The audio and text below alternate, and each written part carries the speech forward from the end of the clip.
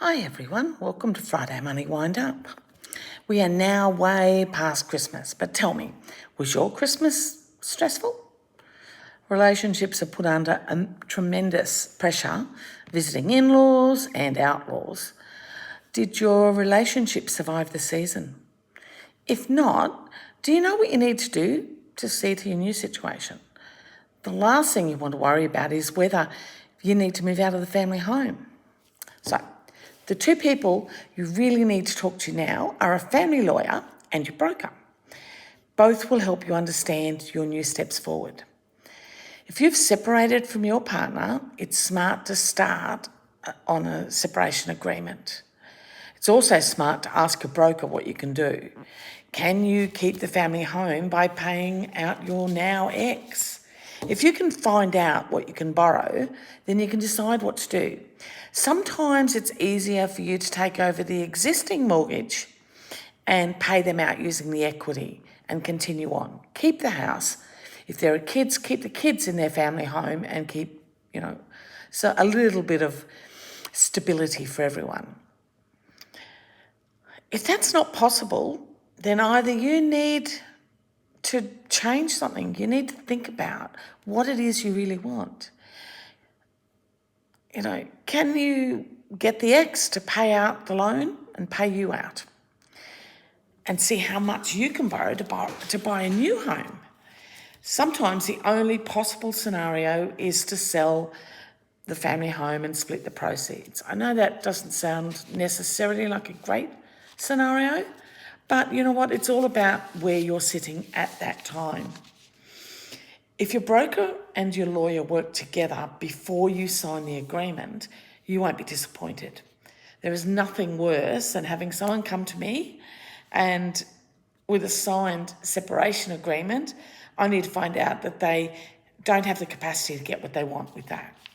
So if you've spoken to your broker, they can tell you how much a lender will give you based on your income and your debt level. This can help the family lawyer work out an agreement that is good for you. Family lawyer once said to me that the longer both parties argue about what they want, the more holidays he could go on. So be smart. They go on enough holidays. Understand what you can do before you negotiate. Also, be prepared to change some things. It may mean you need to increase your hours at work to get what you want. If you're receiving family tax A and B as well as child support, that can be added to your income to help you get the loan you want.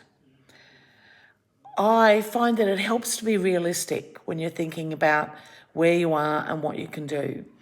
If you're living in a high-end suburb and you haven't been working for some time and now you're going back to work, there's a good chance that you're not going to be able to keep that house or buy in the same area. It may mean you need to look at where else you can live with. What are your absolute basic needs? Where can you see yourself in 3, 4, 5 years' time? And get your kids and you through a difficult time. It always sounds easier if you don't have children, but it can be just as difficult. I have yet to find amicable breakups actually be amicable long-term. It often ends up that one or other changes their mind the moment their ex's situation changes. So all you've got to think of is there is always a solution. You just have to understand the steps before you start and understand that the solution may not be what you initially thought you could do. I can help you with that. So you can, if you've already got a broker, great. Otherwise, you can go to www.diamondminehomeloans.com.au or give me a call on 0408 26 332.